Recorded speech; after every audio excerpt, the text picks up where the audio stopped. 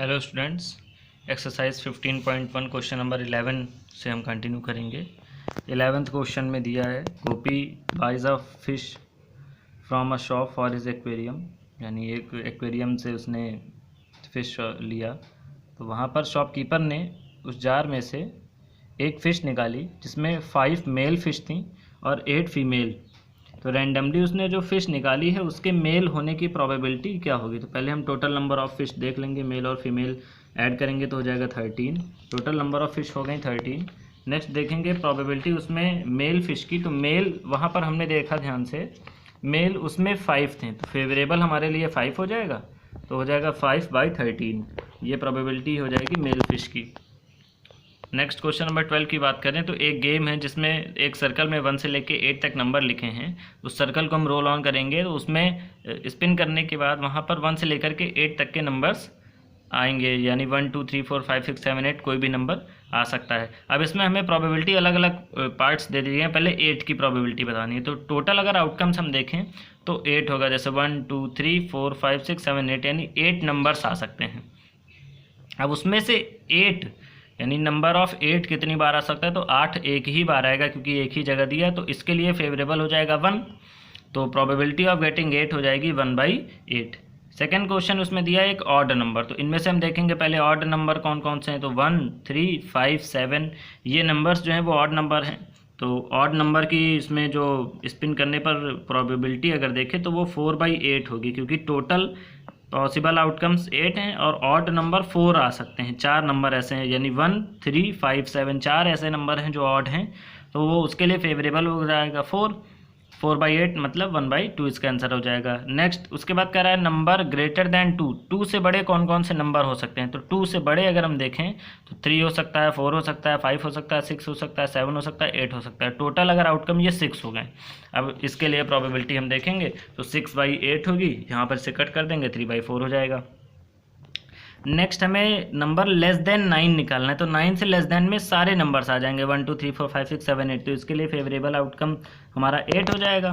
तो total probability देखेंगे 8/8 यानी 1 हो जाएगा।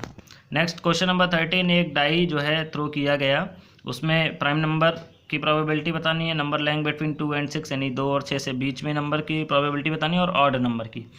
तो पहले पॉसिबल आउटकम्स हम देखें तो 1 2 3 4 5 6 यानी नंबर ऑफ आउटकम्स हो जाएंगे 6। अब इसमें प्राइम नंबर्स फर्स्ट पार्ट करें तो प्राइम नंबर्स में 2 होता है, 3 होता है और 5 होता है। तो प्राइम नंबर की जो है आउटकम अगर हम देखें फेवरेबल 3 होगा, तो प्रोबेबिलिटी ऑफ प्राइम नंबर हो जाएगा 3/6 यानी 1/2। सेकंड क्वेश्चन कह रहा है 2 और 6 के बीच में कौन कौन से नंबर आ सकते हैं। तो 2 और 6 के बीच में 3 आता है, 4 आता है, 5 आता है। तो इसके लिए फेवरेबल भी हो जाएगा 3।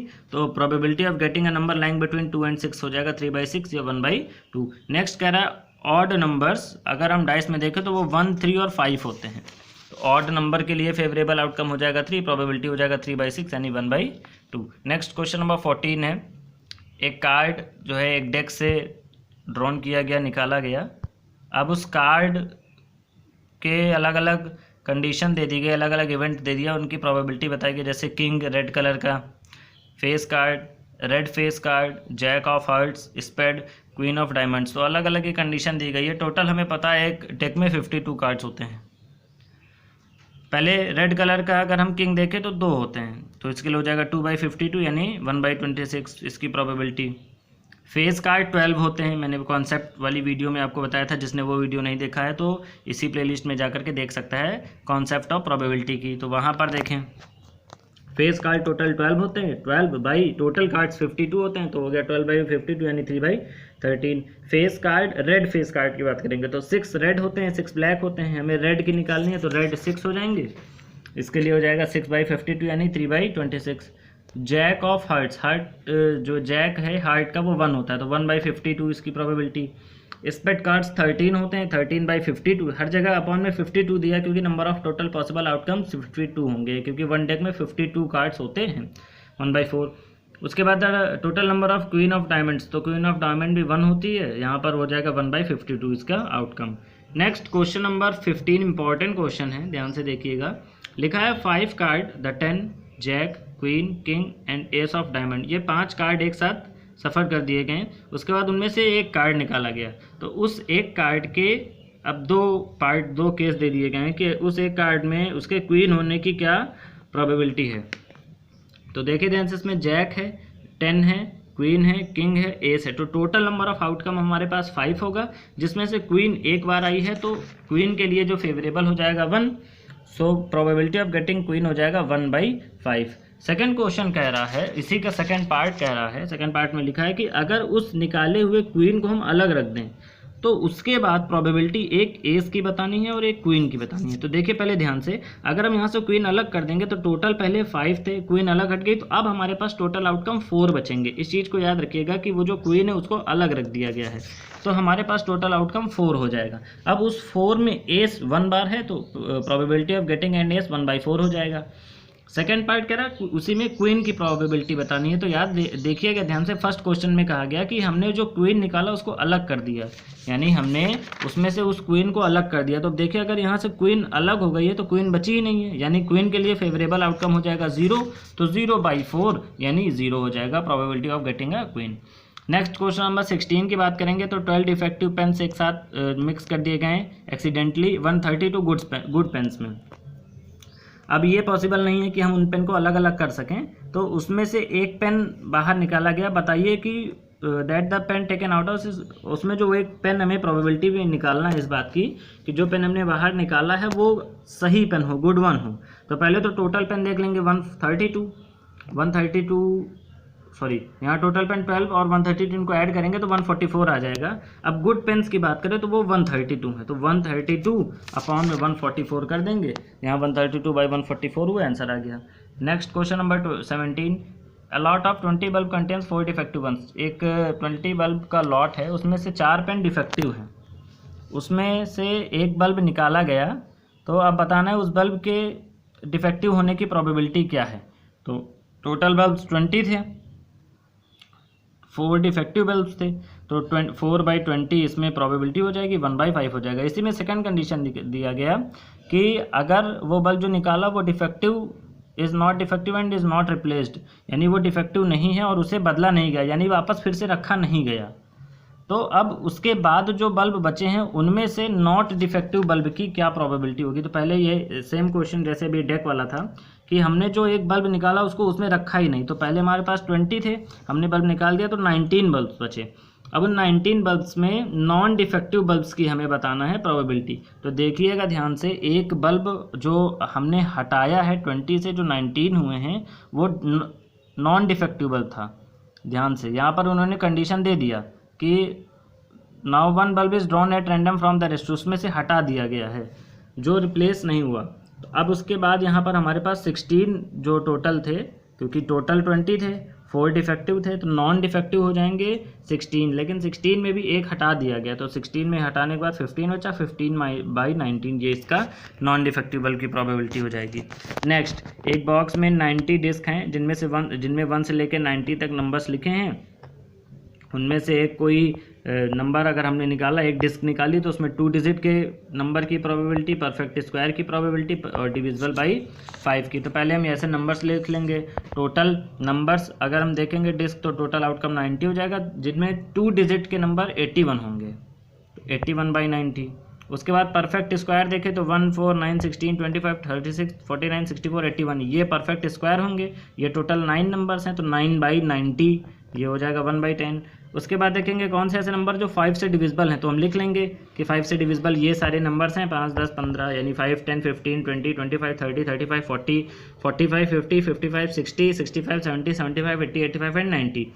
तो ये देखेंगे टोटल नंबर से 18 हैं, तो यहाँ पर हो जाएगा 18/90 यानी 1/5। क्वेश्चन नंबर 19 की बात करेंगे। 19 में एक child has a die who 6 faces shows the letter as, यानी एक चाइल्ड के पास एक डाई है जिसमें ये फेसेस दिख रहे हैं। उसमें प्रोबेबिलिटी ए की बतानी है, डी की बतानी है। तो पहले हम टोटल देख ले, 1, 2, 3, 4, 5, 6, तो टोटल नंबर ऑफ आउटकम 6 होगा। इसमें से ए कितनी बार आया है, ए देखेंगे 1, 2 टाइम्स आया है, तो ये हो जाएगा 2/6 यानी 1/3। एंड फिर डी बताना है, तो डी देखेंगे 1 टाइम आया है यानी 1/6, it means probability of getting D हो जाएगा 1/6। क्वेश्चन नंबर 19 हो गया। 20 की बात करें, क्वेश्चन नंबर 20 हम देखते हैं, लिखा है suppose you drop die at random on the rectangular region shows in the given figure, what is the probability that it will land inside the circle with diameter 1? पहले तो हम देख लेंगे टोटल एरिया कितना है। तो टोटल एरिया हमें पता है, रेक्टेंगल का हम लेंथ इंटू ब्रीथ करते हैं, टोटल एरिया हो जाएगा 6 मीटर स्क्वायर। अब उसमें से सर्कल का एरिया क्या होगा? सर्कल का एरिया पाई आर स्क्वायर होता है, तो हमने पाई आर स्क्वायर निकाल लिया। यहाँ से लैंड कराना था सर्कल के अंदर, तो हमें टोटल एरिया था 6 और सर्कल के लिए प्रोबेबिलिटी हो गई थी पाई बाई 4, तो पाई बाई 4 बाई 6 कर दिया, यानी पाई बाई 24 इसकी प्रोबेबिलिटी आ गई। नेक्स्ट नंबर देखेंगे 21 क्वेश्चन नंबर, ये भी इंपॉर्टेंट क्वेश्चन है। एक 144 बॉल पेन्स का लॉट था, जिनमें से देखें तो 20 पेन्स जो हैं डिफेक्टिव निकल गए हैं और बाकी जो थे गुड हैं, यानी ठीक हैं। तो नूरी ने उनमें से एक पेन खरीदा, अगर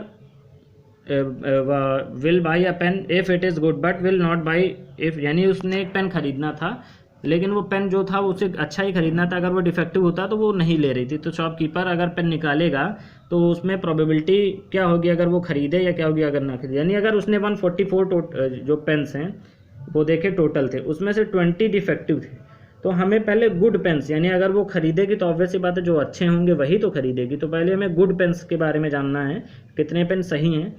तो 144 से वो डिफेक्टिव पेन हटाया 124, यानी ये अच्छे पेन्स हैं 124। तो probability of getting good pen हो जाएगा 124 बाई 144, ये हो जाएगा 31 बाई 36, यानी इतने पेन वो खरीदेगी क्योंकि ये पेन्स अच्छे हैं। अब अच्छा सेकंड कह रहा है कितने पेन नहीं खरीदेगी, तो हमें पता है 20 पेन्स डिफेक्टिव हैं, यानी 20 पेन्स वाली प्रोबेबिलिटी के पेन्स वो नहीं खरीदेगी।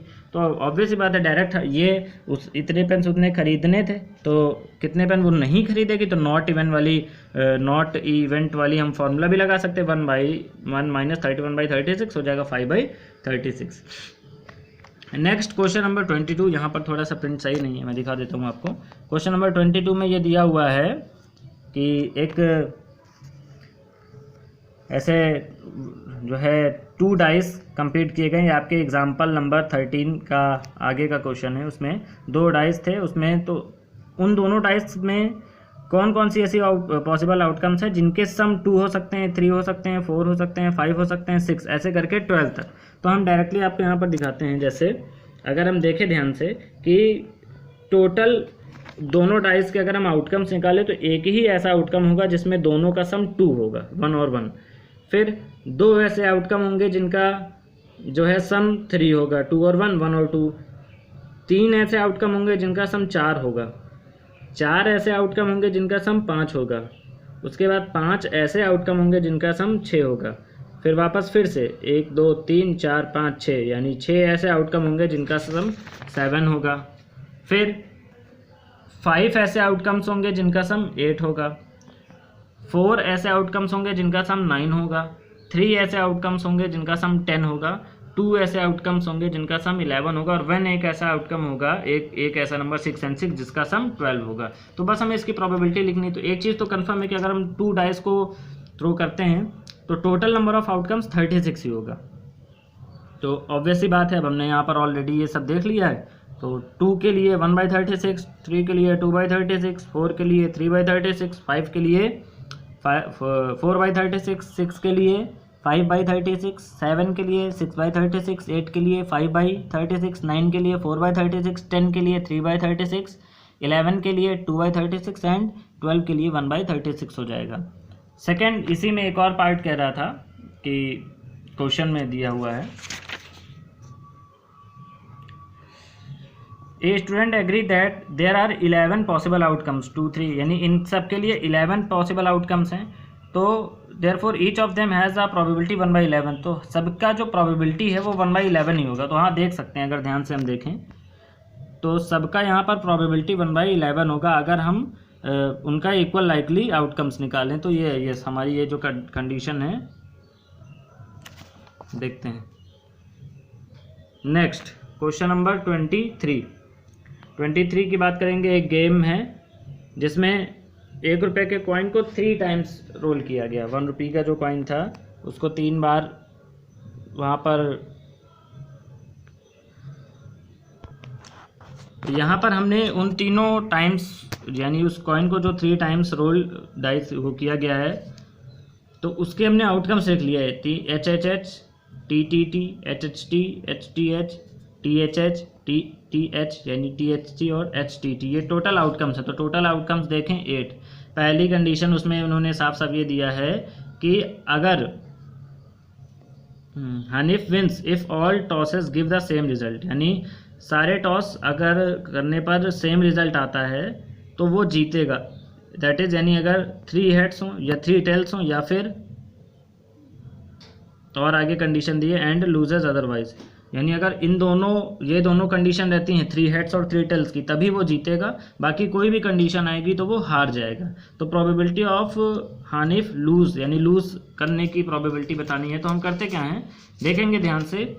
इसमें हम 2 तरह से लगा सकते हैं। एक तो पहले हम देख लेंगे उसके जीतने की प्रोबेबिलिटी, फिर P not E is equal to 1 minus PE वाले फॉर्मूले से लगा सकते हैं। तो हमने पहले देखा वो जीत किन कंडीशन पर है, 3 हेड और 3 टेल पे जीत रहा है। तो 3 हेड और 3 टेल 2 बार आ सकते हैं, 2 आउटकम्स हैं। तो यहाँ पर हमने इसकी जीतने की प्रोबेबिलिटी 2/8 यानी 1/4 निकाल लिया। उसके बाद हमने फार्मूला यहाँ पर अप्लाई कर दिया 1 माइनस 1/4 का, तो ये हो गया 3/4।